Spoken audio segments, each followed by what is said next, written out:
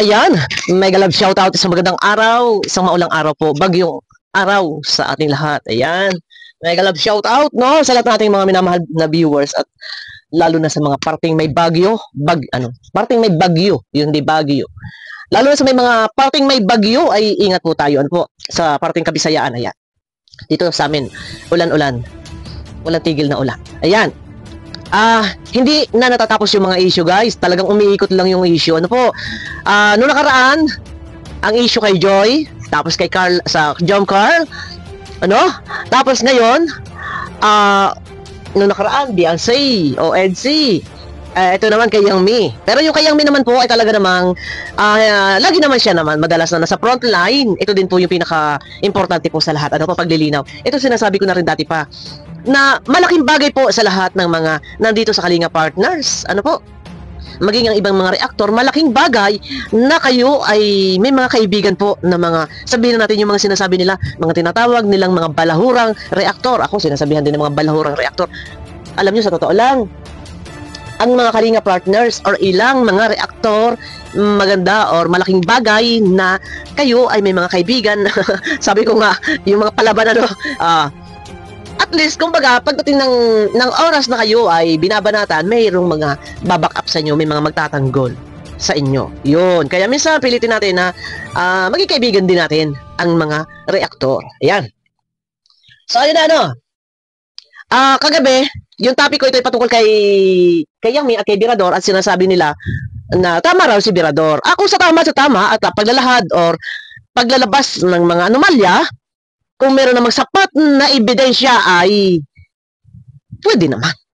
Ano po, kung talaga may sapat na ebidensya, go. Ano na yan, i-love ka na yan, no? Pero kung wala naman, ay huwag. At mas maganda, masusing pag-iimbestiga or kausapin din muna yung involved, yung tao, magtanong. Pero nabanggit nga po ni Birador na hindi daw doon kasama si Yang Mi sa chismisan o sa chikahan.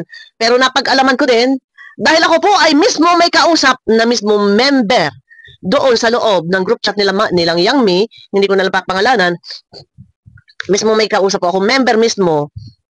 So, ayun nga, nagkaroon ng parang naglabas ng kanilang mga hinaing. Naglabas ng kanilang mga saloobin. Pero common na to, pangkaraniwan na to, na talagang hindi maiwasan at hindi mapipigilan. Ano po? Kaya nga sabi ko, kung hindi masiyang may kasama doon sa chismisan, pero dahil siya yung admin o siya yung may-ari, isang halimbawa, siya yung may-ari ng group chat, siguro, much better na kinausap muna ni Birador itong hindi naman kasama doon sa chismisan. Dahil noon, naalala ko din na sabi ni Birador, kaunting usapin, huwag agad i-content, kausapin muna. Pero nagulat nga ako, sabi ni Birador, hindi na basta-basta lang, hindi na siya basta-basta magbe-message pagka may hawak siya na ganun. Agad ay broadcast. Pero maganda rin naman, at least nalaman natin. At may hawak siya ang ebidensya na ito ay screenshot talaga at doon may nakasaad na isa lang ang manonood. May nakasaad doon na maghihintay ng sponsor bago pa mapabahayan si CJ. Ibig sabihin ng CJ, Christine Jane. Yan ang pagkakaalam kong pangalan ni Krista. Ano po? Pero sinabi naman ni Birador, naka-line up na si Krista. Ibig sabihin, pababahayan na ito. Naka-line up na, nakapila na si Krista. Yan. Malinaw naman, napapanood nyo doon kay Birador. At dito, ang gustong mangyari ni Birador, kasi rumasbak si Yang Mi. Ano po? At meron doon binibigkas si Yang Mi na ikaw ba ay may utak? Hindi mo ginamitan ng utak. Ganyan-ganyan. Medyo, bakit po nauwi doon? Kasi ito hindi ko itinapik kagabi ang about sa pinarinig ko lang yung ni-play ko lang yung resback ni Yang Mi. Wait lang, ipinilay ko na lang, pero hindi yun ang mismo ni-reactionan ko. Opinion ko lang na marapat ba dalahin agad sa social media na hindi naman si Yang Mi talaga doon ang involved sa usapin, marapat bang ito ay pag-usapan, hindi ba pwedeng i-reach out muna? Total, hindi naman talaga siya ang nag-chismis. Kumbaga kanya lang yung group chat and hindi naman po sa lahat ng oras, sa lahat ng pagkakataon ay tayo ay dilat ang mata 24 hours na nakatutok sa group chat. Ano po, nangyayari din naman yan talaga. Nangyayari din naman talaga yan sa ibang group chat dahil tayo naman ay minsan ay tulog. So, hindi maiiwasan. Ngayon, ito lang ang akin. Kung meron man na lumabas na gano'n na screenshot at na-tackle ni Birador sa SACMED sa kanyang YouTube channel, pwede naman din po talagang sagutin ni Yang Mi yan. Ano po, hindi natin inaalisan ng karapatan na bawal siyang magpaliwanag or kung ano pa man. Ang gusto mangyari ni Birador, dapat daw si Yang Mi ay humingi ng sorry. Na dapat, sige, at pagsasabihan ko or ang gustong mangyari ni Birador ay parusahan ang mga nagchismisan. Masusunod po ba kaya? Anong parusa? Anong parusa ang ipapataw sa mga nakipagchismisan? Ako lang ay nagugulat at ang pagkatake ni Yang Mi ay nauwi sa wala ka bang utak. Medyo serious si Yang Mi.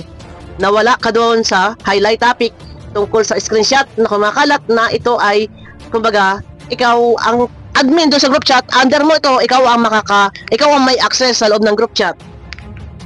So, sino pa yung ibang admin doon sa group chat? Nauwi agad! Wala ka bang utak? Ay, may utak naman po tayong lahat. Ano po? May utak pa ho. Kung utak ipot, ay utak pa rin yun. Bakit galit na galit at gusto mong manakit? Ayun. Siguro, ay kahit kailan talaga, ay siyang mailagi na sa frontline talaga, ano? Ito, ay paano ang gagawin na hindi na matapos-tapos talaga ang ka-issuehan? Noon sa pulmula ay talagang si Yang Mi ay hindi na nawala sa usapin. Hanggang kailan na talagang si Yang Mi ay laging nai-involve sa mga issue-issue. Ano ang dapat gawin? Yun ang tanong. At ano ang ginawa mo pala ng panahon na meron nagchichismisan sa group chat? Meron bang aksyon na ginawa mong pagsasaway? Ako po ay may hawak na kopya. At ang kopyang ito po, ay ipinasa sa akin ng isa sa member mismo na naandiyan sa loob. Teka muna. Na nandiyan sa loob, mismo ipinasa po sa akin. At dito po, unang bungad pa lamang, nagagalit ka po doon sa mga doon sa nag-screenshot. Nagagalit ka sa nag-screenshot. Bakit po? Hindi mo man lang napagsabihan ang lahat ng mga nagchikahan. Hindi mo man lang napagsabihan, dito po ay may screenshot na. Ang sabi po niya dito, sino nag-SS dito at pasa-pasa ang combo? Anay ka, wag ganon. Magpanggap na supporters tapos hanap gulo. So galit ka doon sa nag-screenshot. Ano po? Galit ka sa nag-screenshot. Hindi ka nagalit doon sa mga nagchismisan, kung ilan ikaw mga nagchismisan, man lang din po sana ay iyong pinagsabihan. Ano po? Man lang sana din ay iyong pinagsabihan. Wait. Ang akin lang dito ay sana kayang magiging mahinahon ka din. Huwag ka na lang din magsalita ng lalong ikalalala. Nandun yung mga salitang walang utak. May mga wala ka bang utak, yung mga salitang walang utak, lalong lalala. Ngayon, kung may mga nag-reaction sa iyo na ibang mga nagmumura, isang halimbawa sila Hasa, mapapangalanan ko na, nagagalit sila Hasa. Mga striker yung mga yan eh. Wala tayong magagawa po. Kasi kung si Birador man ay nakapag-topic ng ganyan, instead na sagutin mo in a nice way, pero medyo high blood ka na din. Galit ka na din, bago sana, kung ikaw po yung nakaisip na dapat po sana ito ay dinaan, nag-usap kayo private, through messenger. Ikaw po yung nakaisip ng gano'n, dapat sinampulan mo po si Birador. Na ganito, nireach out mo si Birador, ganito Birador, bilang president ng isang grupo ng mga karepa, ay sasampulan kita ganito, dapat mag-reach out muna. Dapat ang ginawa mo ay sinampulan mo si Birador. Pinakita mo kay Birador na ganito dapat. Wag basa-basa agad. Tatapik ng mga usaping conversation, lalo pat ikaw ay wala doon sa usapin. Oo, ikaw ang may-ari ng group chat, ikaw nag-create ng group chat. Dapat ni-reach out ka muna. Yun, pero humantaw na nga po na si Yang Mi talaga ay sabihin natin naghuramentado na din, nagalit na, pero bugso ng damdamin, wala tayong magagawa doon. Pero sa akin lang din talaga naman, ay sabi ko nga, hindi naman sa Yang Mi talaga doon, yung kasama doon sa chismisan, okay lang siguro talaga na, sige i-public kung may sapat na ebidensya, pag-usapan itakil for awareness para sa lahat, madadamay at madadamay. Dapat ang mga member ay pinangalanan yung mga nagchichismisan. Gusto niyo ko pa magpangalan? Wait po. Dapat pinangalanan. Ayan, mayroong pangalan ng Mina. May pangalan na Cory. May pangalan na Ilso. Ayan po. Teka. Dito tayo. May report sa atin eh. Ayan o, mga pangalan. Hindi ko, wag nyo i-claim kung hindi kayo. Kasi hindi lang po kayo ang nilikhaan ng pangalan na ganito. May pangalan na Ana, may pangalan na ako nawala sa lamin ko. May pangalan na Anisha, Arnel. Oh, may Belle, Charito, Cora, Cory, Elisa. Oh, huwag niyo i-claim kung hindi po kayo. At lalo pat kung walang apelyado, pinangalanan ko na. Inage, ayan. Young Me, yan, nandiyan si Young Me. Oh, yan. May Lorna, Lourdes, Lynn, alphabetical po ito ha. May Lenlen, Lynn, kay Maria Celia, may Mami. Ngalabo ang mata ko. May Rosana, Rihanna, Rain, Metenran, Rosie. Hindi ko binigkas ang inyong mga apelyado. Na po, para sa seguridad. Dapat kung sino itong mga nagchikahan ng mga chismosa, ay ito na lang ang pangalanan at ito ang i-highlight. Yun ang aking pinukuto sa unang vlog ko. Marapat lang, sige, pwedeng sa publiko itakel sa ating mga YouTube channel kung sino mismo yung nagchichika, kung sino mismo yung nag-chichismis, sila yung pangalanan, sila yung i-highlight. Ano po? Nga sa ganon, ay di maging aral na sa mga papasok na ganyan. Pero, ayan. Ayan may mga sinasabi pa dito Kaya nga lakas loob patibayan ng mukha na lang. Ako po ay may kausap din na mismong member na nasa loob. Hindi ko na lang papangalanan. Ano po, alam mo kung sino ka na ikaw na nagpasa sa akin ng screenshot na galing sa loob na kinuha ko sa iyo yung mga member ng grupo. Ano po?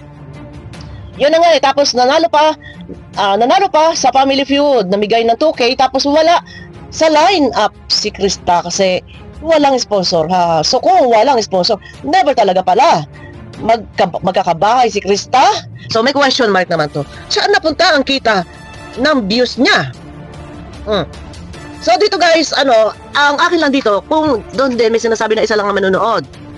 Totoo yung binabasa ni Berador kasi ang akin lang din, kung ganun din lang po ang pananaw ng iba, siguro mas maganda. Kung nandiyan lang din po kayo at gamitin niyo ang beneficiary ng Kalingap at hindi din po pala kayo nanonood, ayun yung manood, ay wag na po kayo gumawa ng isang group chat na ganyan. Panawagan kay Young Me. Ano po? Kung ganyan din lang po ang iyong mga kasama at talaga namang dyan ay may sinasabi na isa lang ang manonood, ay pagka ganyan po, hindi po maganda. So lumalabas na kayo talaga ay kawang ang damdamin kay Kalingap Rab. So ano pang silbi po? Bakit pa yung produkto ni Kalingap Rab ay inyong tinatangkilik itong si Krista? Ano po? For what? Young Me, tanungin kita. Bakit tinatangkilik nyo yung produkto ng Kalingap? May mga hawak ang sponsor, gayong itong mga nasa group chat mong ito ay hindi rin po pala, sabi na natin masama yung hininga. Iba yung kanilang damdamin sa Kalingap. Ano pang silbi? At nakikitulong-tulong, may mga hawak na sponsor Young Me. Pakinig. Nakikitulong-tulong, ay yun naman pala ay masasama na ang hininga dito sa direktor. Kung ganun din lang, sabi ko nga, kung ganun din lang naman pala, na ayaw ninyong manonood at ilan lang inyong panonoorin, ay ba ilayas na pagka ganun din lang naman. Layas na kasi mahirap po yan. So, ang ibig sabihin, kasi bakit mag-e-effort ka pa? Mag-e-effort pa kayo. Young Me, na sumuporta. Gayong alam mo naman, ay yung mga kasama mga iba ng mga hininga. Parang 50-50 na ba? Masama ang hininga nila. Alam nyo yung ibig ko sabihin, masama ang loob.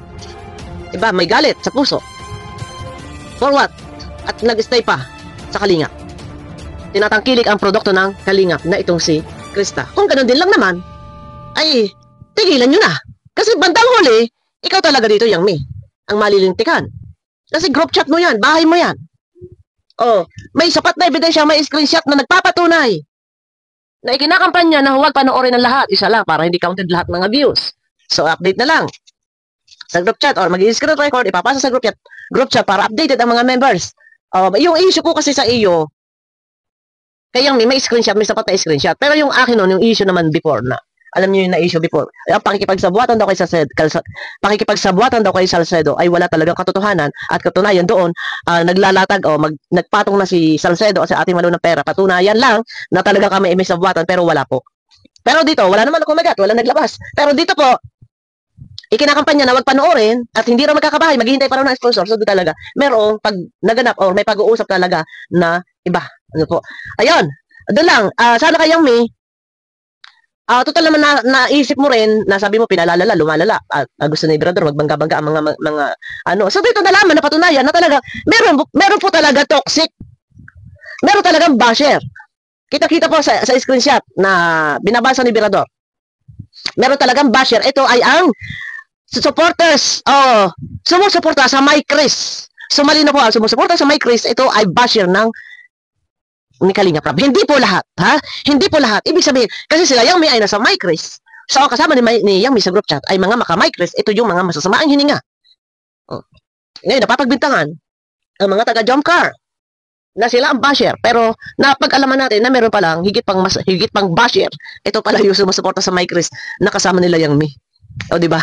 Ayun na guys, abangan nyo ako sa aking next video. Pakiclick naman po ng thumbs up at mega love shoutout po sa inyong lahat.